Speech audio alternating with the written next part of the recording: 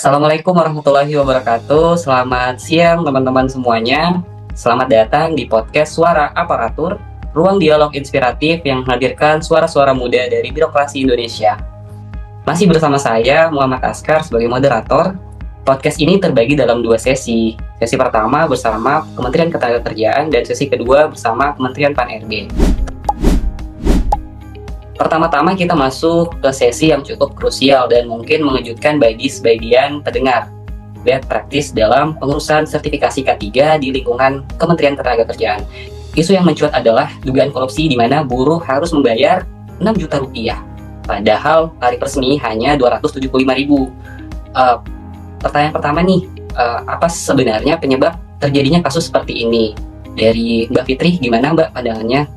Menurut saya ini sebenarnya penyebab utamanya adalah adanya oknum yang menyalahgunakan kewenangan, Mas. Nah, sebenarnya sertifikasi K3 itu sudah memiliki tarif yang jelas. Namun dalam praktiknya birokrasi yang panjang dan lemahnya sistem pengawasan membuka celah bagi pungutan liar. Ini menunjukkan bahwa regulasi saja tidak cukup, namun harus ada pengawasan yang aktif dan sistem yang transparan, begitu Mas Askar. Oke, terima kasih Mbak. Mungkin Mbak Helena, bagaimana cara mencegah agar kasus pungli dalam sertifikasi K3 seperti ini tidak terulang di masa depan, Mbak? Bagaimana, Mbak? Baik, Mas Askar, pencegahan itu harus dilakukan secara sistemik, dimulai dari penguatan regulasi dan pengawasan internal. Perlu dijalankan audit berkala secara konsisten dan sanksi tegasnya harus diberikan kepada oknum yang terbukti melakukan pelanggaran. Integritas tidak cukup hanya dengan komitmen, tapi juga harus dijaga lewat mekanisme kontrol yang aktif dan berani menindak. Begitu, Mas Askar. Sebagai penutup sesi nih, mungkin dari pandangan Mbak Dila di Kemenpan RB, bagaimana sih Mbak cara terbaik agar kasus pungli dalam sertifikasi K3 tidak terulang di masa depan, Mbak? Alternatif terbaik terkait dengan isu yang di atas adalah mengenai integrasi layanan sertifikasi K3 ke dalam suatu sistem digital resmi. Seperti mungkin kalau di Kemenaker udah ada siap kerja ya, Mas. Nah, dengan digitalisasi penuh ini, mulai dari pendaftaran, pembayaran, hingga penerbitan sertifikatnya, seluruh prosesnya itu bisa dipantau secara transparan, seperti itu, Mas. Terima kasih kepada narasumber. Dari diskusi ini kita belajar bahwa praktik buruk dalam birokrasi bukan hanya soal oknum, tapi juga soal sistem yang belum sepenuhnya transparan dan akuntabel.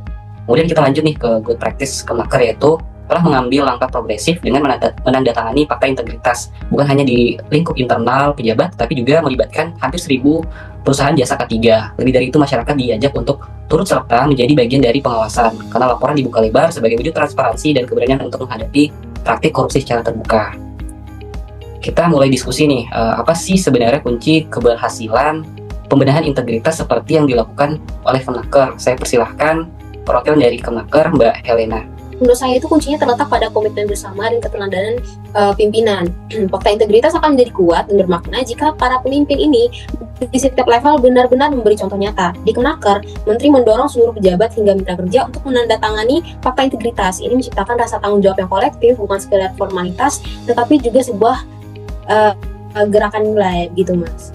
Wah, terima kasih Mbak Helena, perspektif yang sangat menggarisbawahi pentingnya leadership. Mungkin Mbak Fitri bisa menambahkan bagaimana sih Mbak agar model pembedahan integritas seperti di Kemenaker ini bisa diperluas dan ditularkan ke instansi lain tentunya. Baik, kalau menurut saya Mas, perlu ada regulasi payung nasional yang secara eksplisit mendorong seluruh instansi pemerintah untuk menerapkan fakta integritas. Jangan sampai praktik baik ini hanya menjadi inisiatif satu kementerian saja.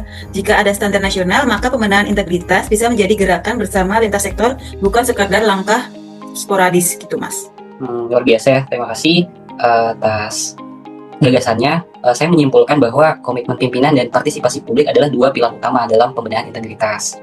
Untuk memperluas praktik baik ke instansi lain, dibutuhkan regulasi nasional yang mengikat serta dukungan aktif dari masyarakat sipil sebagai mitra pengawasan. Kita lanjut ya langsung ke sesi kedua tentang good practice dan bad practice yang ada di Kementerian Pan-RB. Saya akan mulai dari good practice. Salah satu inovasi Kementerian Pan-RB adalah program Bisa Tanya Kebijakan Pan-RB. Namun kita juga punya contoh bad practice, yaitu kebijakan penundaan pengangkatan CPNS dan CP3K tahun 2024. Kedua kasus ini sangat relevan untuk kita analisis bersama, baik sisi keberhasilan maupun tantangan dalam membangun birokrasi modern.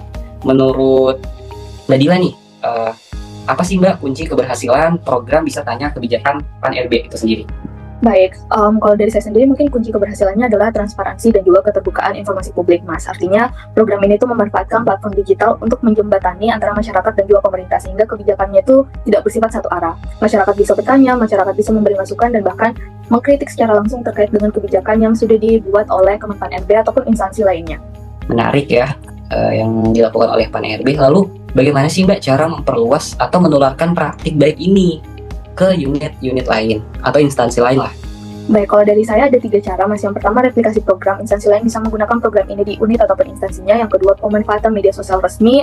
Dan yang ketiga adalah memperkuat literasi digital ASN sehingga setiap instansi dan unit bisa mampu menjawab pertanyaan publik dengan cepat dan juga profesional. Mana dengan tanggapan Mbak Helena dari Kementerian Ketenagakerjaan? Baik Mas Askar, untuk memperluas praktik baiknya itu pertama pembuatan modul FAQ interaktif dan chatbot AI. Disediakan chatbot berbasis AI yang bisa menjawab pertanyaan umum terkait kebijakan secara real time.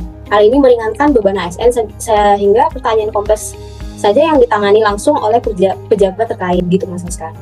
Kita beralih ke best praktis ya.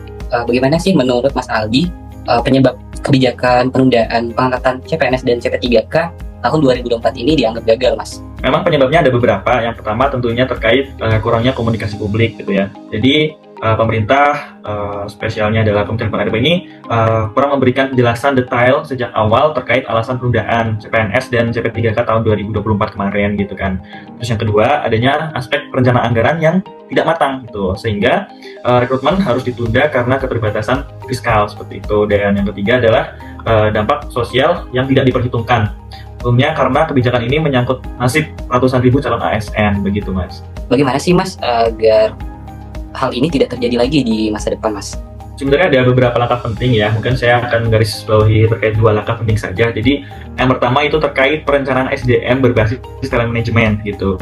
Jadi harapannya rekrutmen ASN ini harus menyesuaikan kebutuhan nyata instansi gitu. Jadi bukan sekedar target politik. Nah, karena kan mungkin beberapa ada kepala daerah ataupun pejabat-pejabat tertentu yang ingin nih menargetkan harus sekian banyak untuk rekrutmen gitu kan.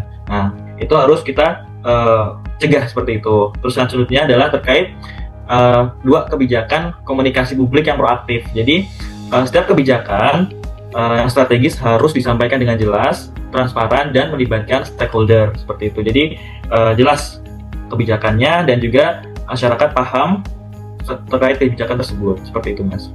Menarik nih Mas bahas terkait kebijakan ya. Seandainya kebijakan itu terlanjur diambil, apa alternatif cara terbaik untuk mengatasinya? Alternatifnya mungkin bisa jadi adalah penjadwalan ulang dengan kepastian waktu yang jelas gitu ya. Jadi misalnya kita perlu menetapkan timeline resmi kapan pengangkatan akan dilakukan gitu. Terus juga selain itu ada kompensasi administratif seperti penjaminan nomor induk registrasi harus dipastikan agar calon ASN ini tidak kehilangan haknya gitu. Jadi database-database yang sudah masuk gitu kan itu harus dijaga dan dijaminkan. Mungkin dari Mbak Fitri mungkin punya tanggapan lain, cara atau alternatif untuk mencegah masalah tersebut seperti apa Mbak? Kalau dari saya, alternatifnya itu bisa adanya penguatan sistem perencanaan anggaran ASN, yaitu di mana kita mengintegrasikan kebutuhan ASN dengan proyeksi anggaran jangka menengah, sehingga rekrutmen tidak terkendala fiskal. Nah, ini bisa dilakukan melalui sinergi antara Kemenpan RB, Kemenq dengan BKN. Kalau kita hubungkan nih dengan perspektif manajemen ASN, kalau menurut Mbak Dila, apa sih Mbak pelajaran yang bisa diambil?